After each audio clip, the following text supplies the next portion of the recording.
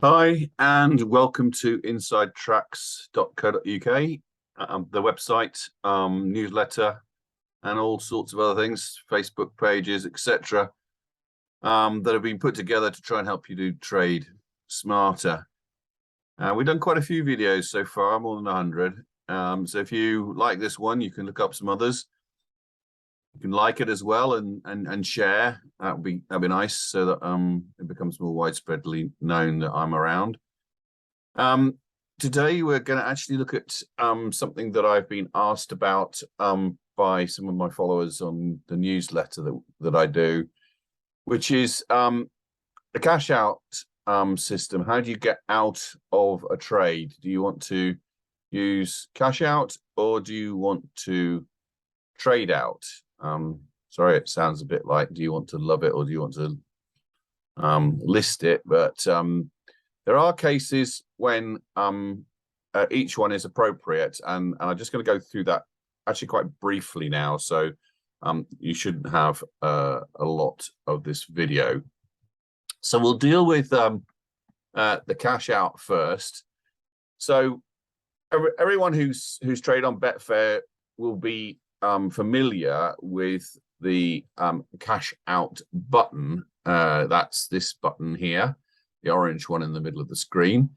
It's a very useful feature of Betfair that you can click on that, and it tells you what actually you're going to wind up with, either a profit or a loss. I just did this one briefly yesterday, in fact, just with a few pounds here, just to show that when you do make your trades, this will show up where you currently stand, and therefore, if you use the cash out button, what will wind up down here is as the number that you'll see beside each of the runners. So in this particular situation where I've done the trades, 3 trades I've done, if I cash out, I will lose 6p. That's quite nice to know, because doing that in your head with the prices that are there is actually a very difficult, particularly in the situation I'm in there, where I've backed blackcurrant and enraged, but I've only laid enraged. So basically, it becomes more complicated the more horses you've backed in the race. And it's quite complicated anyway, even if you only back one, to work it out in your head what you need to put on at the current prices that you would need to put what stake on at what are these prices that you're being given here. So if I'm being given 3.9 for blackcurrant, is that a good price I need to put a lay on? And I've backed it at 3.85, so I can probably say to you that I need to have a pound at 3.7 or 3.75 or maybe even 3.8 to make that 6pence go to nothing for me. But I can make it go to 6pence just by one click of the button. So the cash out button is a feature. It's very useful. It's brought in by some bright guys who, when you click on it, they take your current situation and they try and match it in the marketplace themselves, and they take a small profit. So the pros are, it shows you exactly what you're going to get. So that's good. It's quick and easy. Just literally go to it and click it. And so long as the market is stable, then that's what you'll get. The cons are my position here does not deserve a 6pence negative. It probably deserves a 4pence negative, but they're going to take a small fee to pay. You have to pay a small fee, so you don't get exactly where your position should be. If you worked it all out and then place the correct lay bet or back bet, you would be getting slightly more, but that's what you pay for the convenience of it. And it doesn't always get matched, particularly in play. So it's not the most reliable way to get out. And that's actually what I suppose the nub of what I'm going to talk to you about today is this cash out very convenient, very quick, very easy. You don't have to work out things in your head. You don't have to start placing bets of 36p or £2.27 or whatever it is at the currently available prices, and then hope they get matched.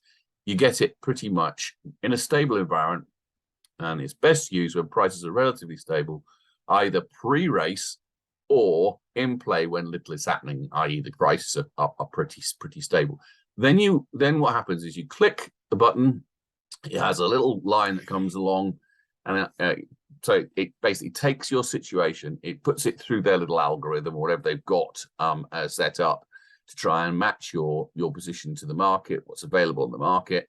And so it goes 1, 2, 3, 4.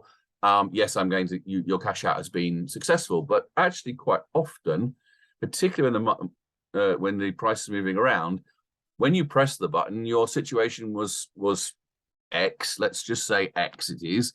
But after 1, 2, 3, 4 seconds, your market position has changed, and therefore they can't match that market position that you went in with when you click the button. So when markets aren't stable, you'll click the button and then it will go, nope, sorry, your cash out was not successful. So you have to click it again, click it again, click it again. Suddenly your position has moved in the wrong direction, and you're winding up potentially losing your full stake.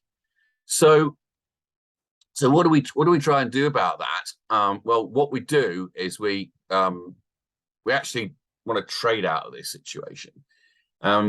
And it's not particularly easy situation, but let me just talk you through this trading out or stop loss strategy. So lots of people call it lots of different things: stop loss, exit strategy, blah blah blah blah.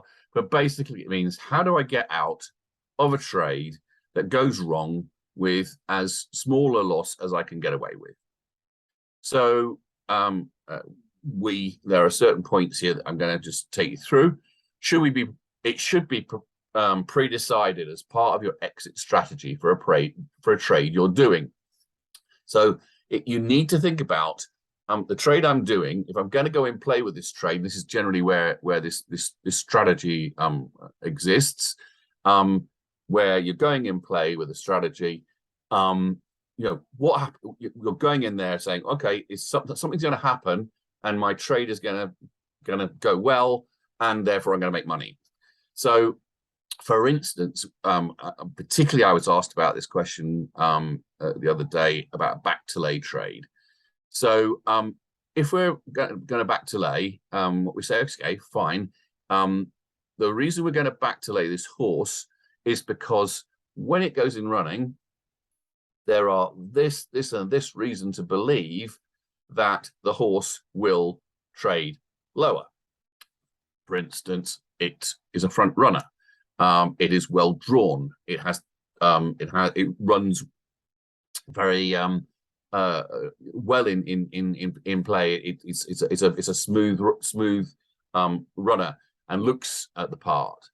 For whatever reason you have backed that horse and look to lay it in running, if all goes right, then you will exit that trade at a certain point. But what happens if all goes wrong? So let's take the example. A back to lay trade. We've done the back bet, £10, matched it at 6, generally just before the off. That's when we tend to do those things, but you can do them earlier if you think the price is a very good one and it's going to shorten before the off. But generally speaking, I advise to do it fairly close to the off. But again, everybody's different and trades differently. So let's just say we've backed a horse with £10 at 6 just before the off, and clearly £10 at 6 is going to have a profit if it wins of £50. So then all goes well. Whatever the reason it was, it went out in front. It led the race, and it was going around the last corner, and it's going up the straight, and it's still in the lead, and everybody thinks it's going to win. So it's price shortens. The lay bet we set, and we then put it as it goes in play. Once our back bet is matched, then we put the lay bet on. When it goes in play, you put the lay bet on £15. at fours is what we're looking, is what we're saying. This is back to lay, is you could do it 20 pounds at threes if you wanted 100% back on your money, but I tend to go for 50% back on my money. So basically it's 1/3 off here. So it's fours. So 15 pounds at fours, like 3 to 1. 3 to 1 liability is 3 times that. So your liability is 45 pounds. If that gets matched, you had a liability of 45 pounds on a profit of 50. So you get 5 pounds back with that, and you've got a stake with a 5 pounds difference as well. So basically, that back to lay greens up at 5 pounds for every single runner, and you will be assured of £5 profit. So that's your back to lay, and it's all gone well, and we're all happy and greened up, and our lay bet that we put on just when we went in play, we see it being matched, and we all clap our hands and think, great, good stuff, nice job. But what happens if all doesn't go well? Well, if you rely on the stop on the cash out button, this is when you have a problem, because let's just say we're doing the back to lay, as I've just mentioned above, because the horse is going to get out in front. It's shown that in previous races. It's got the stall position to get out in front. Everything's looking fine, but it doesn't. It falls out the stalls and doesn't get to the front. And we can see clearly coming into the first bend or the final bend or wherever it's talking about. But at a certain point in the race, we sit down, we go, this ain't working out. This is not happening the way it should. He should be leading. That's the reason why my lay bet in play is going to be matched. I better get out. So I press the cash out button, and my horse is drifting now. Instead of 6, it's gone to 7, gone to 8, gone to 9. I press the cash out button, and I pressed it at 8. Now it's at 9, so it doesn't cash out. So I press it again, it goes to 10. No, it's not going to do it. Now it's gone to 11. Now it's gone to 12. Suddenly, my money basically has gone down the drain, and very quickly you'll see, if all goes badly wrong, that your complete stake is gone. So what we do is we look at it and we say, okay, at a certain point in the race, as we just discussed, the horse didn't get out in front. So I have a bet already lined up, which is a £5 lay bet at 11s. That gives me a liability of 50, and of course that means if it wins, I don't win or lose anything, but it assures me that my loss is only going to be £5 because I gain £5 from that £5 lay bet. So I'm now cutting my liability in half by having that lay bet in place, because as I said, the 6 goes to 7, goes to 8, goes to 9. If I put a lay bet in at 11, so I will err on the side of caution, and I leave it to you to work out what you think. Say to yourself, this is the reason why I'm doing my bet, and those are your reasons. Sometimes, what happens if it doesn't go well? What will tell me it's not going well? And if it doesn't go well, what's likely to happen to the price? How quickly is it likely to lengthen and go out? And so I generally look at about a 50% loss. So that's erring on the side of caution as far as I'm concerned, because I'm pretty sure I see a lot earlier than that things aren't going well. And if I put the bet on at 11 and actually it's only at 7 or 8 or 9, then I will get the lower price. If I put it on at 9 and it goes to 11, then I have to then reschedule the bet, and that's just like using the cash out button. It's liable that you reset it then to 11, and by that time it's gone to 13, and then you reset it for 15, and it's gone out to 20, and suddenly you're chasing the tail and trying to get things off. So in summary, basically the cash out button's very useful It's very useful in certain circumstances. And I use the cash out button a lot, and I shouldn't, because I'm giving a percentage or two of my profit away to these gentlemen who think it's a jolly good reason. They're basically getting 2% virtually of everybody's cash out bets, which is actually quite a lot of money they're making there. But I do use it because it's convenient and quick and easy. But there are times when the cash out button is not your friend, and that is when things go against you quite quickly, and you need to get out with one click, not with 2 or 3 or 4 clicks. And particularly the cash out button takes 3 or 4 seconds to load up, to look for a match, and then to come back to you and say it's successful or not. Whereas you've got a stop loss bet there, it's one click, and it's matched or not within a second or so. So it's quicker to get put into the marketplace, and therefore quicker to stop your loss. So that's what you do if you want to cash out under certain circumstances. The best way. Trade out under other circumstances definitely is the way you should be going. I hope you liked this video. It's not very long, but I hope it gives you some insights into managing your bank and managing your liability. If you like it, please like it. If you haven't subscribed already, please do subscribe, share. There is a little link in the text at the bottom, which will take you to give you a 14-day free trial of the Inside Tracks members newsletter. Do click on that and give it a go.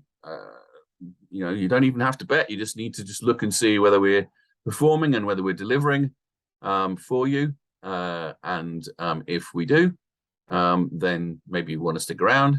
If we don't, it's cost you absolutely nothing, and you can go on your way. It obviously won't suit you.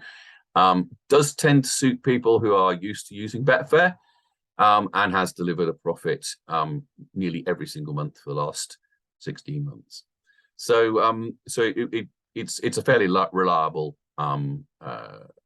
source of profit. Not always huge amounts, but sometimes fairly decent amounts. Okay, so I wish you best of luck, and I'll see you next time when I do a video. I hope and I wish you all the best.